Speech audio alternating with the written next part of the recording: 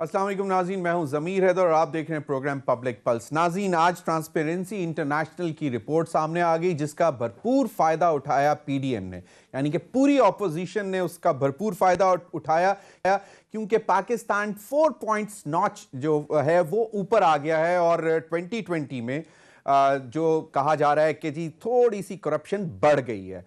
2019 में जो थी ये 120 थी आउट ऑफ, मतलब हमारी रैंकिंग पाकिस्तान 180 कंट्रीज में से हम 120वें नंबर पे थे, लेकिन अब 2020 में हम 4 पॉइंट्स बढ़ गए हैं, यानी कि 4 पॉइंट्स हम ज़्यादा करप्ट हो गए हैं 2020 में। और इस पे हुकूमत की तरफ से जो जिसको आप कहते हैं फायर फाइटिंग जो की जा रही है, उसमें यह बताया जा रहा है कि जनाब शहबाज गिल साहब का ट्वीट भी बहुत मशहूर हुआ, उनका एक वीडियो भी बहुत वायरल हुआ है ट्विटर पे भी और जनरली सोशल मीडिया पे भी। वो अपने ट्वीट में ये कहते हैं कि ट्रांसपेरेंसी इंटरनेशनल की 2019 की रिपोर्ट जो 2017 और 2018 के पब्लिश डाटा पर तैयार की गई, ये डाटा 18, 17, 19 में पब्लिश हुआ, लेकिन डाटा कलेक्ट पब्लिकेशन से पहले किया गया। तो ये रिपोर्ट असल में पीएमएलएन के ज़माने की करप्शन की दास्तान है, क्योंकि ये डाटा इन सालों का जितना मर्जी रोलें इमरान खान एनआरओ नहीं देगा। एनीहाउ, क्योंकि हर बात में महंगाई की बात करें तो एनआरओ नहीं मिलेगा, बिजली की कीमतें बढ़ी एनआरओ नहीं मिलेगा, पेट्रोल की कीमतें बढ़ी एनआरओ नहीं मिलेगा, इंक्वायरी कमीशंस बैठे चीनी के ऊपर, आटा के ऊपर, फ्यूल क्राइसिस के ऊपर, एनआरओ नहीं मिलेगा।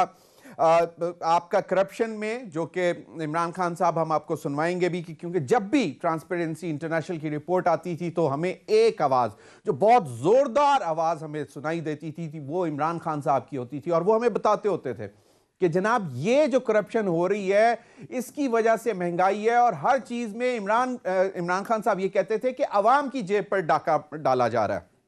और उन्होंने कहा था मैं आऊँगा, और वो हमेशा ये कहते थे ये करप्शन इसलिए होती है क्योंकि ऊपर जो बैठे हुए होते हैं लोग जो बड़ी पोजीशंस पे होते हैं, जिनके पास पब्लिक ऑफिसेज होते हैं, अगर वो करप्ट हों तो फिर करप्शन होती है।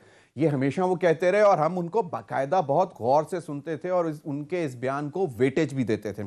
आज भी हम आपको सुनवा देंगे थोड़ा सा, क्योंकि रिकलेक्ट कर लेना चाहिए, याद कर लेना चाहिए। लेकिन हुकूमती दावा अपनी तरफ, जिस तरह शहबाज गिल साहब ने कहा कि जनाब ये डाटा तो उस टाइम का है, पब्लिश जो है वो अब हुआ है, तो इसका भी अब मैं क्या जवाब दूं। लेकिन चलें, डॉक्टर शहबाज गिल साहब ने फायर फाइटिंग करनी है और वो अपनी जगह बहुत अच्छी फायर फाइटिंग करते हैं, और जहां पे हमने देखा है डॉक्टर शहबाज गिल साहब बहुत सारे लोगों को बिल्कुल लाजवाब कर देते हैं और बहुत होमवर्क उनका बहुत अच्छा होता है। इस पर भी बात करेंगे। दूसरी जानिब नाज़रीन थोड़ा सा देखेंगे कि अब जो है हाल हमने देखा कि आज खबरें छपी हुई हैं कि तरक्याती डेवलपमेंट फंड्स जो हैं वो पार्लियामेंटेरियंस को, ख़ासतौर पर हुकूमती पार्लियामेंटेरियंस को रिलीज़ कर दिए जाएंगे। अब इसकी दो चीज़ें सामने आती हैं। एक तो ये हुकूमत की कोशिश है कि 2/3 मेजॉरिटी हो और वो आईनी तरमीम लाकर सेनेट के इंतखाबात का जो स्टाइल है उसको चेंज करना चाहते हैं, शो ऑफ हैंड करना चाहते हैं, ओपन बैलेट करना चाहते हैं। और दूसरी बात, एक खौफ भी है कि शायद जो पीडीएम में खास तौर पर पीपल्स पार्टी की एक बहुत जोरदार आवाज आ रही है कि जी वोट ऑफ नो कॉन्फिडेंस लेकर आएंगे, तो उसके लिए शायद ये भी इसको भी फायर फाइटिंग भी कहा जा सकता है। लेकिन हैविंग सेड दैट, ओवरड्यू थे डेवलपमेंट फंड्स, पार्लियामेंटेरियंस को चाहिए होते हैं, जिन कॉन्स्टिट्यूएंसीज को वो रिप्रेजेंट करते हैं उनको वहां पे पैसे मिलने चाहिए ताकि वो अपने हलकों में तरक्याती मंसूबों पर काम कर सकें। इन्हीं तमाम मामलात पर बात करेंगे। मेरे साथ इस्लामाबाद स्टूडियो में सत्तार खान साहब, हमारे पुराने कुलीग, मेरे साथ प्रोग्राम भी करते रहे हैं, सीनियर एंकर भी करते रहे हैं, एंकर भी रहे हैं सत्तार खान साहब, अगर if I am not wrong, capital TV में, 24 में, और फिर मेरे साथ भी को होस्ट और को एंकर रहे हैं सच टीवी में, हमने इकट्ठे प्रोग्राम किया। बहुत बहुत शुक्रिया। और सत्तार खान साहब का जो सबसे ज़्यादा जो है वो इन्वेस्टिगेटिव जर्नलिज्म इनका खासा है, और अभी भी अपने ये यूट्यूब चैनल पर बहुत सारी ज़बरदस्त इन्वेस्टिगेटिव रिपोर्ट्स लेकर आते हैं। हमें स्काइप पर ज्वाइन किया है major general retired Ejaz Awan साहब। जनरल साहब बहुत बहुत शुक्रिया, सीनियर तज्जियाकार और बहुत गहरी नज़र रखते हैं पाकिस्तान के तमाम मामलात पर। डॉक्टर फर्रुख सलीम साहब, सीनियर तज्जियाकार, माहिर मुआशियात, हमारे साथ मौजूद हैं। बहुत बहुत शुक्रिया डॉक्टर साहब आपका भी।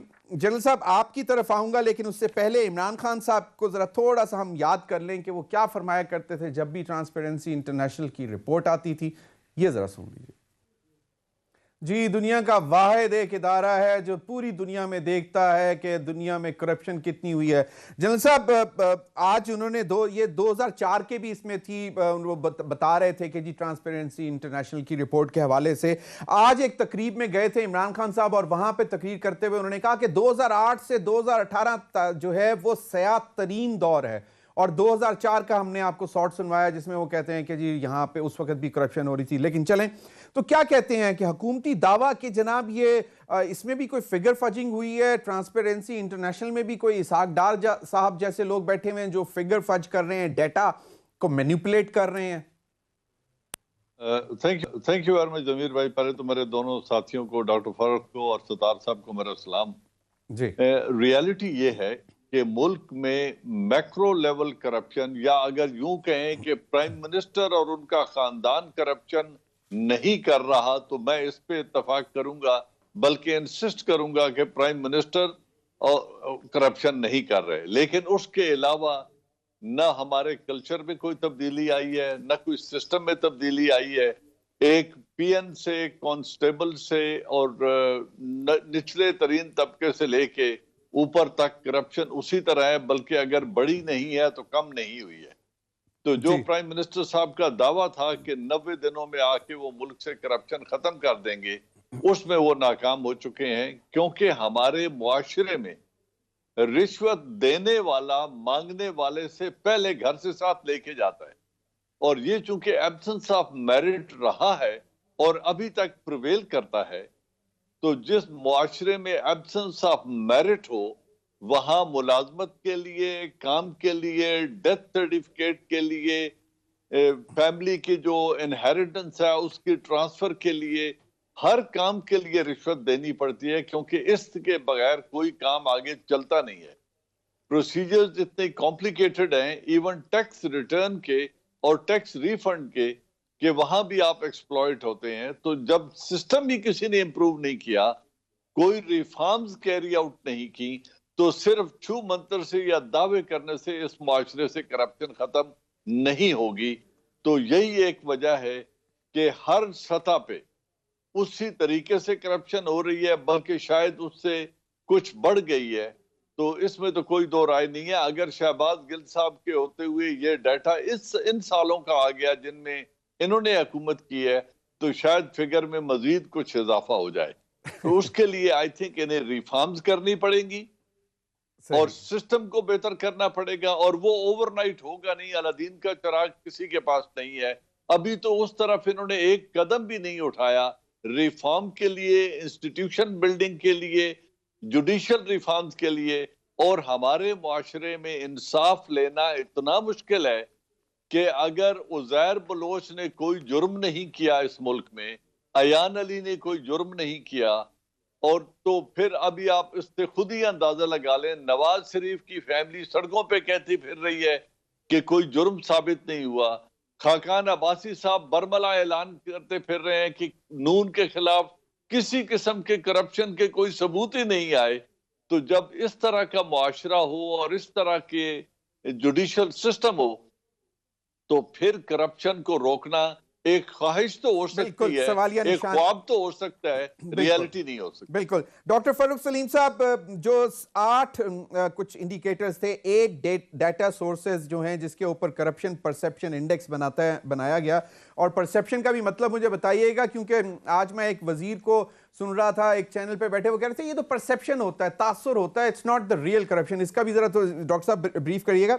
जो 2 इंडिकेटर्स जहां पे एक में 2019 में 2 पॉइंट्स ऊपर गया है, और 2020 में 2019 में 25 था, अब 27 हो गया, और एक में 22 से 27 पे चला गया।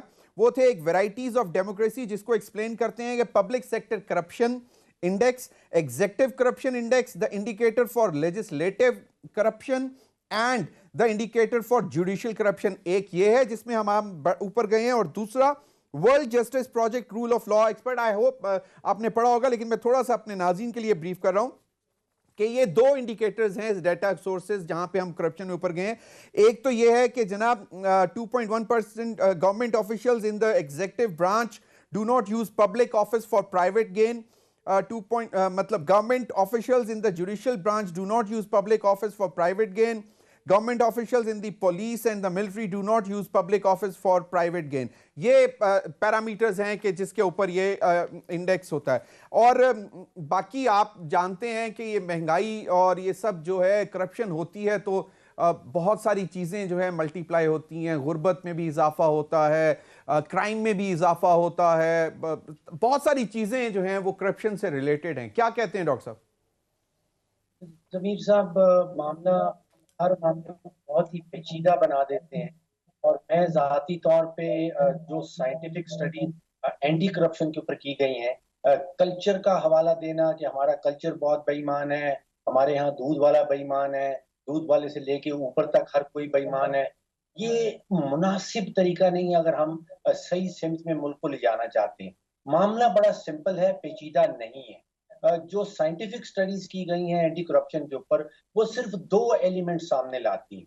वो ये कहती हैं कि अगर किसी हुकूमती ढांचे के अंदर स्वाबदीदी इख्तियारात दिए जाते हैं अफसरान को, स्वाबदीदी इख्तियारात दिए जाते हैं अफसरान को, और एहतसाब का अमल नहीं होता, पीरियड, तीसरी कोई चीज नहीं है।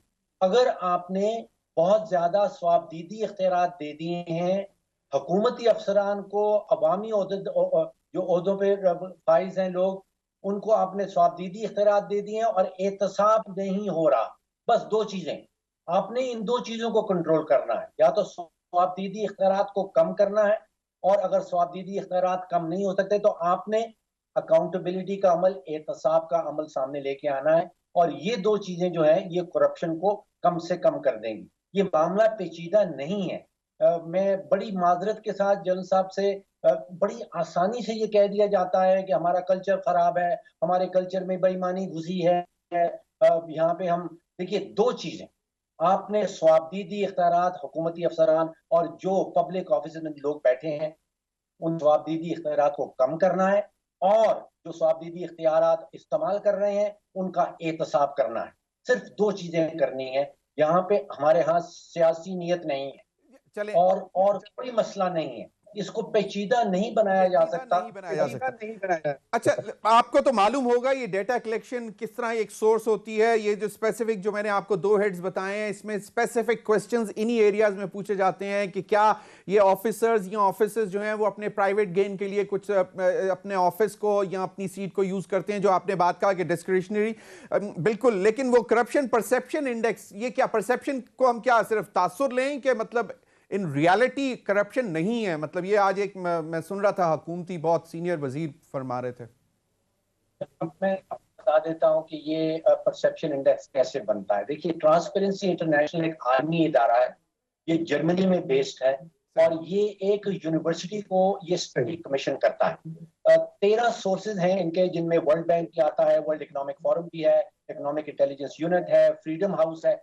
दुनिया के 13 सबसे आप समझिए कि प्रेस्टिजियस इदारे जिनके ऊपर दुनिया एतमाद करती है, उनके सर्वेस हैं। ये 13 सोर्सेज हैं, और इनमें से 8 सोर्सेज ने पाकिस्तान की करप्शन के ऊपर अपनी अपनी रिपोर्ट्स दी हैं। वो यूनिवर्सिटी जो है वो ब्रिटेन की बेस्ड, वो यूनिवर्सिटी इन 13 सोर्सेज को देखती है, जिसमें से 8 सोर्सेज ऐसे हैं जिन्होंने पाकिस्तान के ऊपर रिपोर्ट की है, और उसके नतीजे में ये एक परसेप्शन इंडेक्स निकलता है। थैंक यू, आपने क्लैरिफाई कर दिया, क्योंकि मैं भी समझ था कि इस खाली तासुर है। सत्तार खान साहब, आपने भी बड़े मतलब ये रिपोर्ट्स आप देखी होंगी ट्रांसपेरेंसी इंटरनेशनल की और पता नहीं किस किस की, और तो ये जो क्या करप्शन, अब मैंने ये सुना है कि करप्शन का पैसे का वॉल्यूम बढ़ गया है, मतलब जो 10,000 था वो 20,000 हो गया, या जो 10 था वो 20 रुपए हो गया, लेकिन जहां 100 लोग पैसा लेते थे वहां 50 ले रहे हैं। कुछ ऐसा तासुर हो गया है? ये जो बात पूछी है, अगर मैं बाद में इसका जवाब दूं। हाँ, आप पहले जो आप बात करना चाहते हैं वो करें। पहले जो बात थी वो इत्तेफाक की बात है। आपने वो चलाया है, इमरान खान साहब के वो क्लिप्स चलाए जिसमें वो ट्रांसपेरेंसी इंटरनेशनल का रेफरेंस दे रहे हैं मुख्तलिफ मौक़ों पे। 2002 से शुरू हुए हैं, 2004 भी आ गया, 2006 भी आ गया, 2008, 2010, 2012, 2013, 2014। मतलब ट्रांसपेरेंसी इंटरनेशनल का बाकायदा रेफर करते रहे मुख्तलिफ फोराज में, बिल्कुल पब्लिक एड्रेस कर रहे हों, प्रेस कॉन्फ्रेंस कर रहे हों, मीडिया से गुफ्तगू कर रहे हों, ट्रांसपेरेंसी इंटरनेशनल को आपकी मेहरबानी, आपने इतनी दफ़ा दिखा दिया। अब बात यह है कि इनकी हुकूमत आ गई, कोरोना भी आ गया।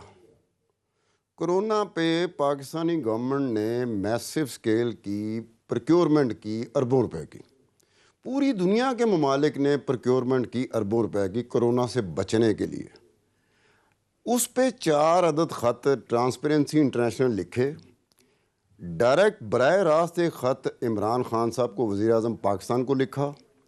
एक ख़त उन्होंने पंजाब के जो वज़ीर आला हैं उस्मान बुज़दार साहब उनको लिखा। एक ख़त उन्होंने KPK के वज़ीर आला महमूद ख़ान को लिखा। एक ख़त उन्होंने बलोचिस्तान के वज़ीर आला जाम कमाल खान साहब को लिखा। यानी कि चारों सूबे। अब ये ट्रांसपेरेंसी इंटरनेशनल 4 अदद ख़त बराह रास्त लिख रही है, ये कोई रिपोर्ट नहीं छाया कर रही, ख़त लिख रही है। ख़त किस लिए लिखा उन्होंने कहा कि जी आप प्रोक्योरमेंट कर रहे हैं कोरोना से बचने के लिए और मैस स्केल के ऊपर अरबों रुपए की करप्शन। आप ये बताएं कि आप वायलेशन कर रहे हैं पेपरा रूल्स की। वो वायलेशन कैसे कर रहे हैं आप पेपरा रूल्स की कि जनाब आपको इमरजेंसी मोड ऑफ प्रोक्योरमेंट में आप चले गए हैं, पूरी दुनिया के ममालिक चले गए, तो वो फिर आपने टेंडर भी नहीं किया, बिड भी नहीं किया, पूरी दुनिया कर रही है, ये आप कर सकते हैं। बट आप ये करने के बाद, टेंडर देने के बाद, जिस किसी को भी आपने किया, टेलीफोन पे कर दिया, कागज़ कर दिया, आपने कहा बंदा यार ये चीज़ है फलानी जगह, हमें बहुत ज़रूरी अर्जेंसी चाहिए, दे दो। उसके बाद आपने तमाम की तमाम तफसीलात जो है ना वो पेपरा की वेबसाइट पे अपलोड करनी है, मस्ट है। आप नहीं कर रहे। अच्छा, ना इमरान खान साहब ने, वफाकी हुकूमत ने जवाब दिया उसका, ना पंजाब हुकूमत ने जवाब दिया, ना KP के जवाब दिया, ना बलोचिस्तान ने जवाब दिया। अब होता क्या है, तो पेपरा की वेबसाइट पे भी नहीं डाला। अच्छा, अब 4 खतूत तो ट्रांसपेरेंसी इंटरनेशनल लिखे, जिसका बार बार रेफर करते हैं इमरान खान साहब। उसके अलावा 8 अदद खतूत लिखे गए, मुख्तलिफ महकमों ने लिखे, जिसमें 2 खतूत लिखे नैब कराची ने लिखे। इसके अलावा 6 अदद और खतूत थे जो विदन दी पाकिस्तान मुख्तलिफ डिपार्टमेंट ने लिखे, जिसमें से पेपरा सिंध ने भी 2 खत लिखे कि जनाब आपने ये जो तफसीलात हैं टेंडर्स के बारे में कि आपने किसको बिड दिया, कितने की चीज़ ली, चलो आपने रुपए की चीज़ 100 रुपए की ले ली क्योंकि इमरजेंसी है, सही है, इमरजेंसी मोड ऑफ प्रोक्योरमेंट हो रही है, ये नॉर्मल सी मोड ऑफ प्रोक्योरमेंट नहीं है। लेकिन आप तफसीलात तो जारी करें, आपका कोई हिसाब नहीं होगा कि जनाब आपने एक कप जो था 100 रुपए का कप मिल रहा था, आपने 10,000 का लिया। सत्तार खान, मैं क्या इससे गेज करूं, आप क्या बताना चाह रहे हैं कि करप्शन, मेरे ख्याल में देखो करप्शन की उन्होंने बात नहीं की, उन्होंने बात नहीं की, लेकिन आपका मतलब आप यार आप मेरी बात सुने ज़मीर हैदर साहब, जिस इदारे का आप रेफरेंस दे रहे हैं 2002 से शुरू, वो लेटर क्यों लिखेगा? वो लेटर आपको लिख रहा है, आपकी हुकूमत है, आप वजीर आजम है, आपके वजीर आला हैं, और इसमें खड़े हो गए थे। मतलब इसमें देखें सिंध के वजीर आला मुराद अली शाह को उन्होंने खत नहीं लिखा। उसकी वजह क्या थी कि पहले उन्होंने कहा इनको कि जनाब आप ये कर लें, सिंध ने अपनी कॉन्सेंट दे दी कि जनाब हम कर लिया, उन्होंने कर लेंगे, वेरी गुड, ठीक है। अब ये 3 हुए, 8 अदद खत वो थे, बिल्कुल इनकी तरफ से कोई जवाब ही नहीं आया, ना इन्होंने तफसील जारी की। अब एक थोड़ा सा वो एरिया है जहां पे जनरल साहब से जवाब लेंगे, क्योंकि सुना था कि जी कुछ इंगेशंस भी हो रही हैं और ये जो कोविड के हवाले से जो बहुत मैसिव किस्म की प्रोक्योरमेंट्स की गई, चाहे वो जो सूट्स थे, स्पेशल सूट्स थे या व्हाटएवर, उस हवाले से भी कुछ इन्वेस्टिगेशंस भी हुई, कुछ चीज़ें निकली भी और कुछ लोगों को शायद पूछगिछ भी की गई। इस पर मजीद बात करेंगे नाज़रीन, वक्त हुआ एक ब्रेक का, हमारे साथ रहिए।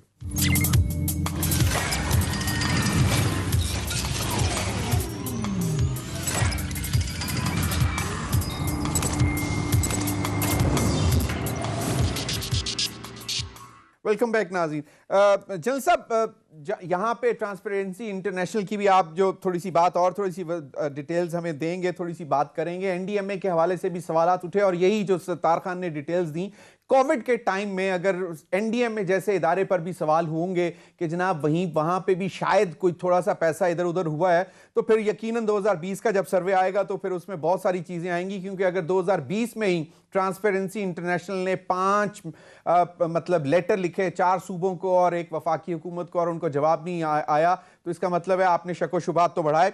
शहजाद अकबर साहब ने एक बात की, ये भी एक बहुत बड़ी करप्शन की सोर्स है। जहां पे आपने कब्जा माफिया रखे होते हैं, लोगों अपने साथ बदमाश रखे होते हैं, और जहां पे पुलिस भी उनके ताबे होती है, और बहुत सारे काम ऐसे आप उनसे करवाते हैं जो हमारे इलेक्टेड रिप्रेजेंटेटिव्स होते हैं या लीडर्स होते हैं, जो जिसकी वजह से बेसिकली करप्शन को मजीद हवा मिलती है। शहजाद अकबर साहब ने आज हमें थोड़ी सी डिटेल्स दी, वो जरा सुन लें कब्जा माफिया के हवाले से।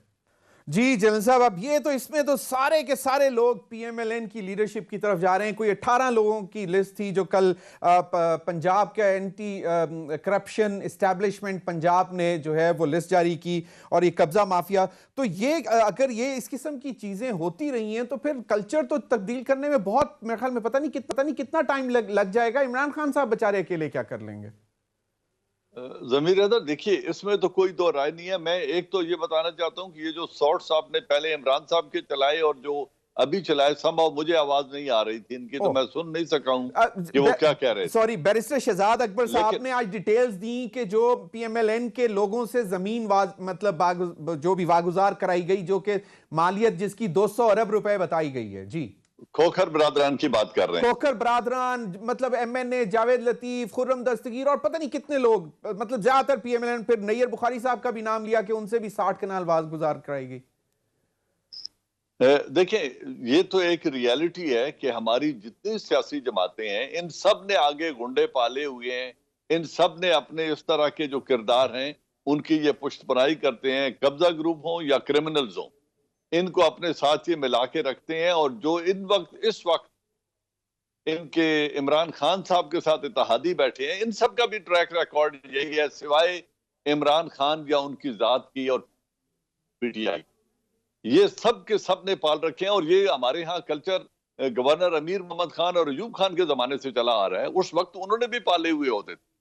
तो ये अपने जो इस तरह के ग्रुप पालते हैं, उन्हीं से वो पार्टी फंड्स भी लेते हैं, चंदे भी लेते हैं, इलेक्शन कैंपेन भी स्पॉन्सर कराते हैं, दूसरों के इश्तेहारात उतरवाते हैं, अपने लगवाते हैं। तो ये तो इन लोगों को इन्होंने पाल के रखा हुआ होता है, ये हमारे सियासी कल्चर का हिस्सा है, ये कोई नई चीज नहीं है। ये जो अभी बता रहे हैं शहजाद अकबर साहब, ये तो हमेशा से इस मुल्क में होता है। इसको तो दुरुस्त करने के लिए हमने इनको वोट दिया था, लेकिन उस वक्त जो सबजबाग इमरान खान साहब दिखाते थे, मुझे लगता है कि अब प्रैक्टिकल लाइफ में आने के बाद, अब इक्तदार में आने के बाद उनकी आंख खुल चुकी होगी कि इस मुल्क में न इस्लाहात इतनी आसान है, न जादू की छड़ी से 90 दिनों में करप्शन खत्म होगी, न गवर्नेंस ओवरनाइट ठीक हो जाएगी, न वो अरबों रुपए के जो टैक्स कलेक्शन का दावा करते थे, टैक्स कलेक्शन तो पहले से नीचे चली गई है, तो न वो टैक्स उसी तरह कलेक्ट कर सके हैं, क्योंकि उनका एक्सपीरियंस था एक सेलिब्रिटी का। जब उन्होंने शौकत खानम की बात की तो लोगों ने अपने जेवरात तक औरतों ने दे दिए, वो और एक्सपीरियंस था। जब आप टैक्स कलेक्शन करते हैं तो this is a new world all together.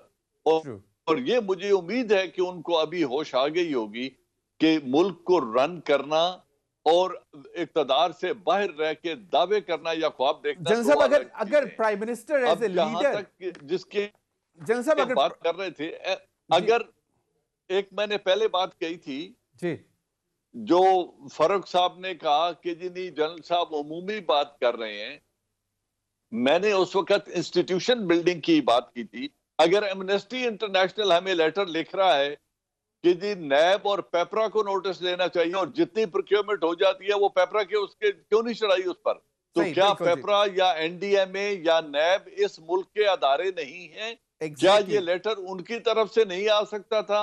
ये तंबी उनकी तरफ से नहीं आ सकती थी? प्री ऑडिट का दावा, प्री ऑडिट का जो क्लेम है वो नहीं कर सकते थे कि जब तक प्री ऑडिट नहीं होंगी ये चीजें इस तरह प्रोक्योर नहीं होंगी। जनरल साहब यही है, हमारे कुछ पर चलते हैं उस तरफ नहीं हम जाते हैं, लेकिन यही चीजें हैं जो कि फिर एनडीएमए के हवाले से चीजें भी सामने आई कुछ अर्सा पहले के जी कहां गए पैसे। डॉक्टर फारूक सलीम साहब, NDMA is also one of the institution, अगर उसमें कोई इरेगुलरिटीज हुई हैं तो they can also be held accountable. NDMA कोई अबव गवर्नमेंट कोई अदारा नहीं है। बिल्कुल, वेरी राइट। और यही सत्तार खान साहब की भी मतलब जो उन्होंने बताई कि अगर वो लेटर लिख रहे थे वो वार्न कर रहे थे कि ये चीजें हो सकती हैं, तो just to be on the safe side आप लोगों को ये करना चाहिए। डॉक्टर फारूक सलीम साहब, आपने शहबाज राना की खबर देखी होगी, आपकी वैसे ही बहुत गहरी नजर होती है मौशी इंडिकेटर्स पर, और सब पर एक चीज जो अच्छी मुझे सुनाई दी वो ये है कि दिसंबर से एक डाउनवर्ड ट्रेंड था इन्फ्लेशन में, और वो कहा यह जा रहा है कि शायद जनवरी में भी कंटिन्यू करेगा। और अगर कुछ इकोनॉमिक पॉलिसीज इसी तरह बेहतरी की तरफ रही, डिस्पाइट द फैक्ट कि पेट्रोल की कीमत बढ़ गई, बिजली की कीमत बढ़ गई, आज गैस भी बढ़ गई, तो आपको क्या लगता है? और दूसरा ये कि जो मतलब करंट अकाउंट डेफिसिट जो है, जिसको बजटरी डेफिसिट कहा गया है, वो 21% मतलब बैलून्ड, क्या देख रहे हैं?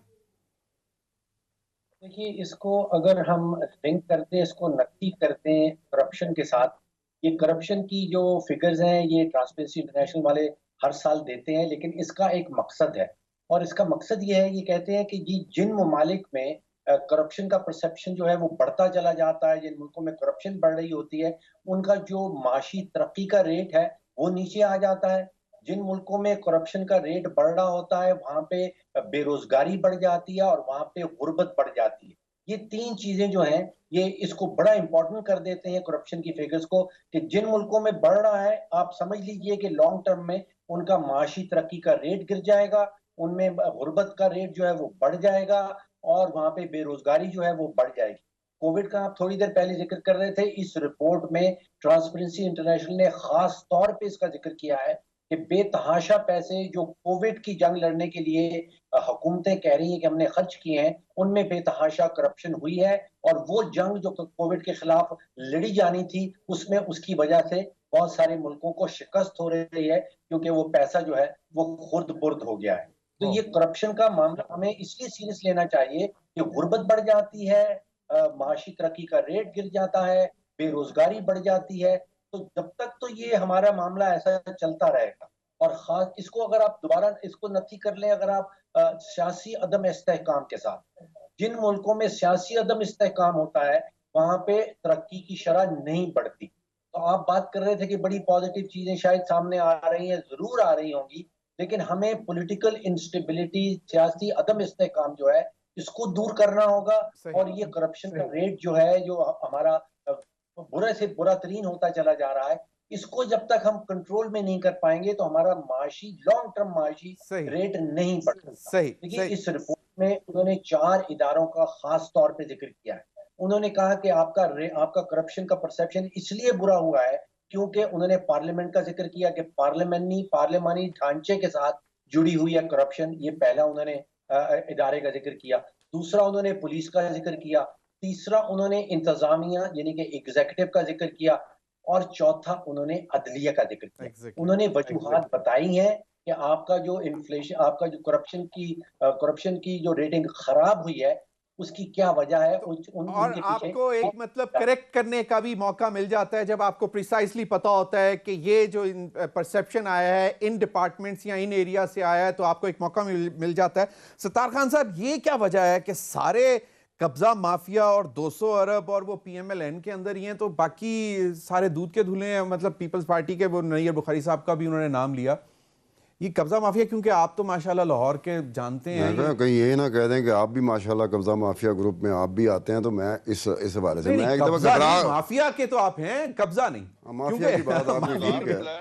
ये शहजाद अकबर साहब थे जो उज़ैर बलोच के साथ आपका जिक्र नहीं था। अच्छा। जनरल साहब कह रहे हैं। तो ये जो शहजाद अकबर साहब थे ये मामले खसूसी हैं करप्शन जी एहतसाब के जी, और एडवाइजर ऑन इंटीरियर। अच्छा, आपने एक तो पहले इमरान खान साहब की वो ट्रांसपेरेंसी के हवाले से जहाँ पर वो ट्रांसपेरेंसी इंटरनेशनल का रेफरेंस देते रहे, आपने वो क्लिप चला दी है। मैंने आपके सवाल का जवाब देना था, मेरा ध्यान कहीं और चला गया। अब आपने शहजाद अकबर साहब का क्लिप चला दी है, मेरा आपके सवाल का जवाब देना था, मेरा फिर ध्यान कहीं और से चला गया। शहजाद अकबर साहब ने स्टेट लैंड का जिक्र किया, स्टेट लैंड का ये जिक्र किया ना कि हमने वो स्टेट लैंड पे जो कब्जा कर लिया गया था हमने वो छुड़वाया। फिर उसके बाद उन्होंने कहा सैकड़ों अरब रुपए। अब शहजाद अकबर साहब अगर ये एक तकलीफ़ कर रहे हैं, जहमत उठा रहे हैं, तो सिर्फ पंजाब में, बाकी मैं किसी सूबे की बात नहीं कर रहा, सिर्फ पंजाब में लाखों एकड़ स्टेट लैंड है जो कि कब्जा माफिया, क्या लफ्ज़ इस्तेमाल किया था जी, कब्जा माफिया जी, लैंड ग्रैबर्स, लैंड कब्जे में सैकड़ों साल से है।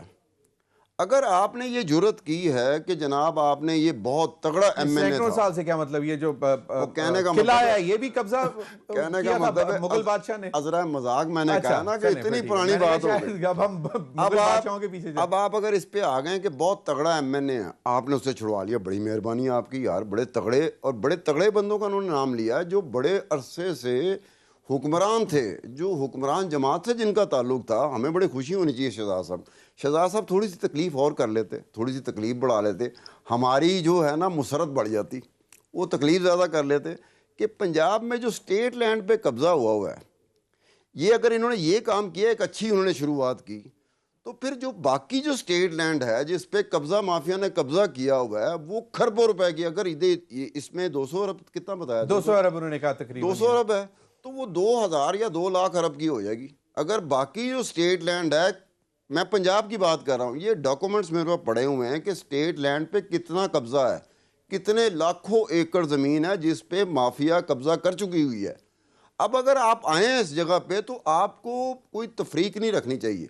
लाहौर में तो रॉयल पाम का केस बड़ा मशहूर है, वो जिसका नहीं, मैं पूरे पंजाब की बात कर रहा हूँ, मतलब एक एक डिवीजन की, एक एक डिस्ट्रिक्ट की, एक एक तहसील की, ताल्लुका की, कि इस लेवल पे कितनी स्टेट लैंड है जिस पे कब्जा किया हुआ, कब्जा माफिया ने, लोग नाजायज कब्जा हुआ है और साल से हुआ है। यार अगर आप, मुझे एक बात समझ नहीं आ रही जनरल साहब, आप भी ये सुनिएगा कि जब पनामा का मामला आया तो हमें पता चला कि सबसे पहले सारी फाइल्स जो 2001-2000 में, और ये इन्होंने एक मतलब शख्स को जाके गिफ्ट कर दी वो सारी फाइल्स, इनके पास मौजूद था सारा डाटा और सारा पनामा जो है। किसको फाइल कर दी आपने? रहमान मलिक को आपने पेटी भर के मैं मेरी बात सुनो, मैं रहमान मलिक साहब मुझे किसी क्लब में मिल गए, मैंने कहा मलिक साहब वो 95-96 के केसेस हैं ये पनामा का जो आया ना, ये नहीं तो वो जो पेटी थी वो किसके पास थी? मुझे रहमान मलिक साहब ने कहा कि खान साहब मैं कहता डॉक्यूमेंट तो अड़े को भी आपके पास पूरे पंजाब का अगर डाटा है तो वो भी कोई पेटियों में होगा, वो कोई तालुका और से मेरे पास सेव है, मैं उसको कुछ अरसा पहले देख चुका हूँ। मैं क्या इस पे मैं किसी दिन काम करूंगा। वो जो मामला था ना,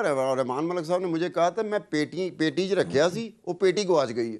अच्छा। अब ये मामला हुआ था। अच्छा। ये नहीं था कि मुझसे वो पेटी गुम हुई है। अच्छा। मैंने रहमान मलिक साहब को कहा, मैं कहा पनामा आ गया हुआ तो बड़ा है, उन्होंने कहा खान साहब वो तो कोल भी डॉक्यूमेंट्स है। मैं कहा जी वो पुरानी गल हो गई है, तो मैं शिफ्टिंग करता रहा हूँ, तो शिफ्टिंग में वो कागज रद्दी शुद्दी जो मैं उसको रद्दी कहता हूँ निकल गई। वो जो कागज थे ना, वो पनामा का जो जेआईटी की रिपोर्ट है ना, वो मुझे पढ़ के थोड़ा सा अफसोस भी हुआ, क्योंकि मैंने बारीकियों के साथ जेआईटी की रिपोर्ट पढ़ी। इंशाल्लाह जाएंगे, अभी मेरे पास वक्त बिल्कुल खत्म हो रहा है। लास्ट 30 सेकंड्स जनरल साहब, कंक्लूड कैसे करेंगे? ये कब्जा माफिया से भी मतलब आप जमीनें वागुजार करवाने जा रहे हैं, मतलब एक कहीं पे होप तो है ना कि कम से कम ये जो ऑल टाइम इन्फ्लुएंशियल है इनको अब नकेल डाली जाएगी या नथ डाली जाएगी? देखिए, प्राइम मिनिस्टर डिजायर्स सो, और वो अपनी तरह से कोशिश भी कर रहे हैं, इसमें कोई दो राय नहीं है। लेकिन ये जो अभी फारूक साहब ने थोड़ी देर पहले बात की थी कि एमनेस्टी ने पॉइंट आउट किया कि कहां हो रही है ट्रांसपेरेंसी। अगर पार्लियामेंट सोर्स है करप्शन का, जुडिशरी उनको अकाउंटेबल नहीं होल्ड कर, पुलिस क्राइम्स का साथ दे रही है, और तो पार्लियामेंट एक ऐसा फोरम है जहां पे जाके ये देख सकते हैं और इसको डिबेट करना चाहिए। बहुत बहुत शुक्रिया मेरे जनरल रिटायर्ड साहब डॉक्टर फारूक सलीम सत्तार खान साहब। नाज़रीन, अब तक के लिए इतना ही, इजाजत दीजिए, अल्लाह हाफिज।